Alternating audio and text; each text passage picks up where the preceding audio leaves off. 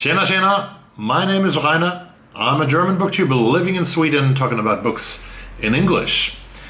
And today it's time for another review. I've read something, that's the segment I call it. And the book that I read and finished last weekend when I was in Malmö in southern Sweden and I want to speak about, is Natasha Brown's novel Assembly, published by Hamish Hamilton in the beginning of June of 2021. And this, my dear friends at the Booker Prize, is a book that should have been on your long list. It could have been shortlisted, but you chose not to. But this is a great book. But I'm going to tell you why this is a great book. So let's get started.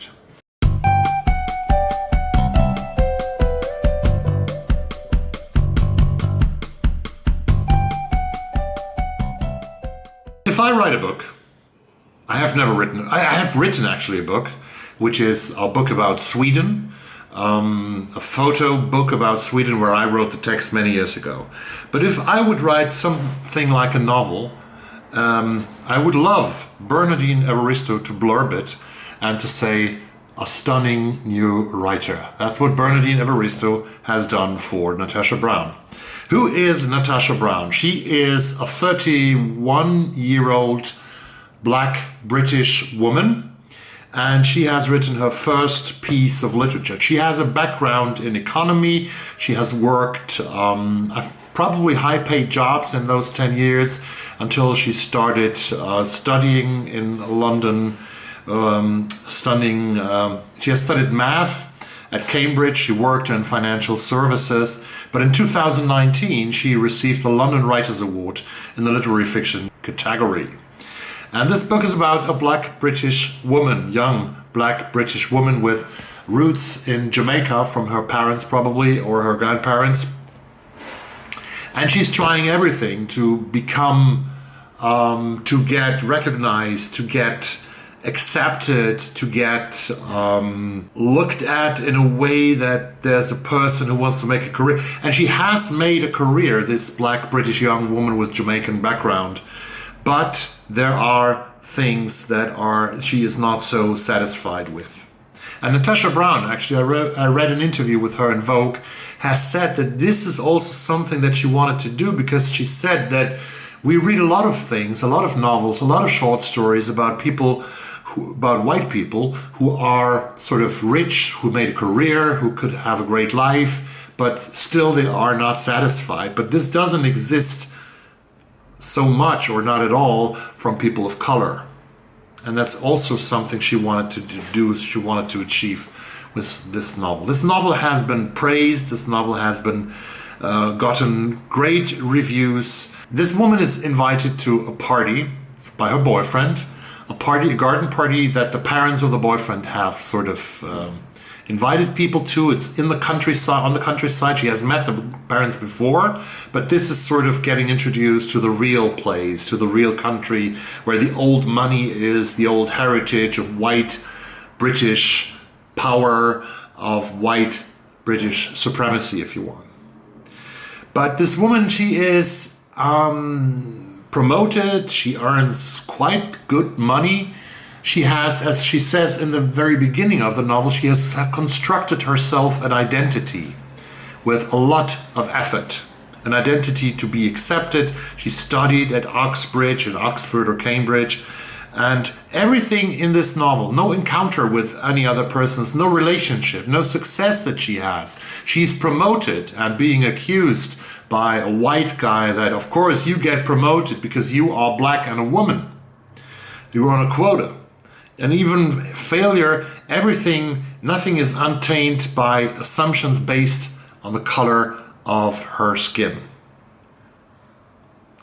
So this novel says a lot about the situation in the United Kingdom, the racism in the United Kingdom, a lot about the colonial heritage of this country that has not been questioned as much as the history of the United States is often questioned in literature and in articles.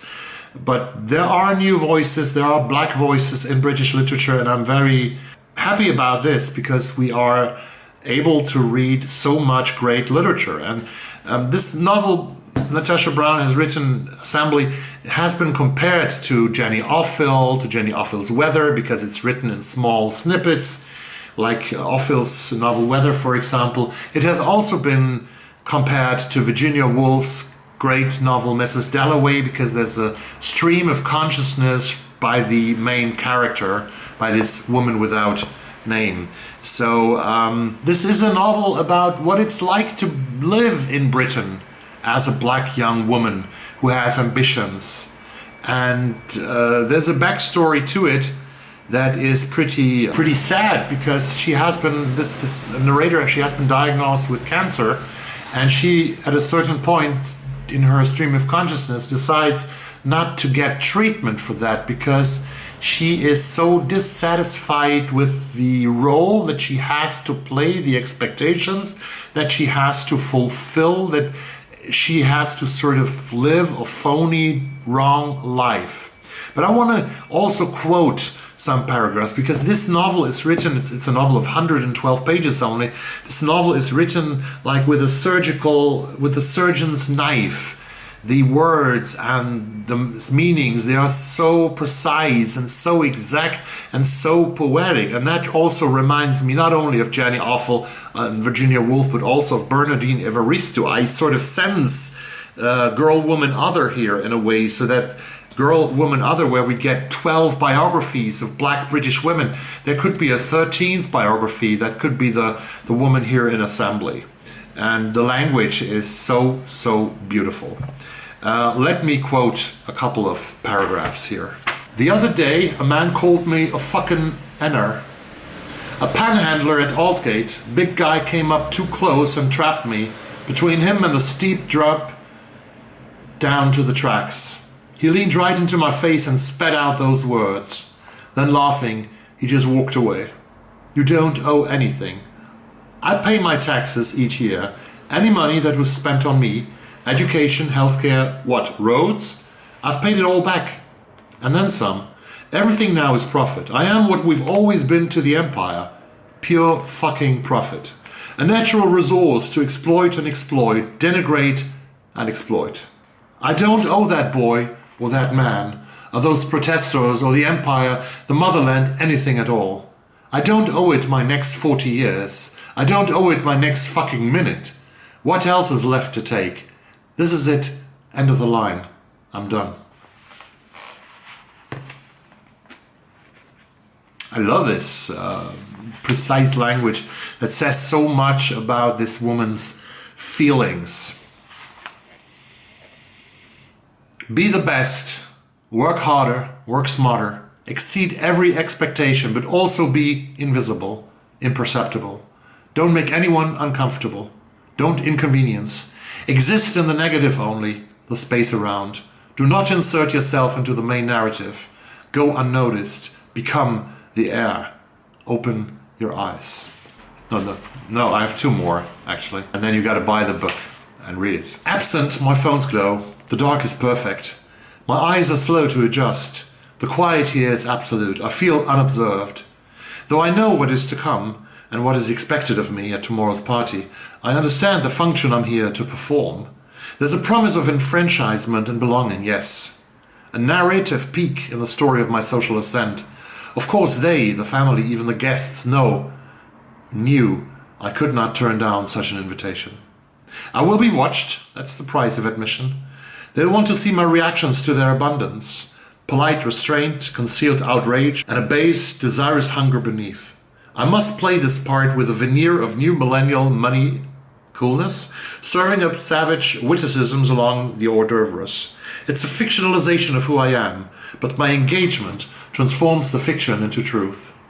My thoughts, my ideas, even my identity can only exist as a response to the partygoers' words and actions, articulated along the perimeter of their form, reinforcing both their selfhood and its centrality to mine. How else can they be certain of who they are and what they aren't? Delineation requires a sharp, black outline. This is what I mean with the surgeon's knife, when she really hits a huge context of history and of our time in a small paragraph. She's able to nail it, Natasha Brown, to nail really something that other people would talk about for hours. She's able to nail it in a paragraph. I would every day nominate this novel to the most beautiful awards of English literature. And let me quote the last quote here, please. Per bell hooks, we must engage decolonization as a critical practice if we are to have meaningful chances of survival. Yes, yes, but I don't know how. How do we examine the legacy of colonization when the basic facts of its construction are disputed in the minds of its beneficiaries? Even that which was in Bern in the 60s by British officials during the government-sanctioned frenzy of mass document destruction, Operation Legacy, to square the Queen embarrassment. The more insidious act, though less sensational, proved to have the greatest impact, a deliberate exclusion and obfuscation within the country's national curriculum. Through this, more than records were destroyed. The erasure itself was erased. With breathtaking ease, the facts of Britain's non-war 20th century history have been unrooted, dug out from the country's collective memory. Supplanted, vague fairy tales of benevolent imperial rule bloom instead. How can we engage, discuss, even think through a post-colonial lens when there's no shared base of knowledge? When even the simplest accounting of events, as preserved in the country's own archives, wobbles suspect as tinfoil hat conspiracies in the minds of its educated citizens. Wow. Natasha Brown, I give you my hat. This is so amazingly short, as I said before, so short but so full of content. It's like a punch in the gut, hopefully, of this country, and opens up for discussions about something that is neglected, that is under the surface of British race discussion, that everything is swept under the carpet, that the statues of Robert E. Lee, they are questioned in the United States, but the statues of imperial murderers on Trafalgar Square, they stand there while the doves are still shitting on them and the tourists are standing in front of them taking selfies.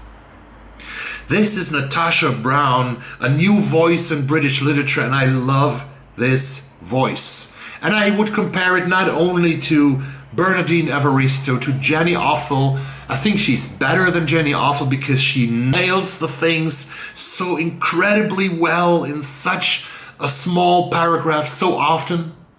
It's also like the stream of consciousness reminds me a little bit of Virginia Woolf and Mrs. Dalloway, who thinks about her life in the 1920s, but I would also compare this beautiful, this amazing, this important novel, Assembly by Natasha Brown, to another black young British writer I read this summer, and that's Caleb Azumah Nelson, and his amazing love story, which also is about being black in London of the 2020s, and that's Open Water by Caleb Azumah Nelson. Caleb Azumah Nelson and Natasha Brown have enriched British literature so much with their beautiful works this summer. You absolutely must read Assembly by Natasha Brown.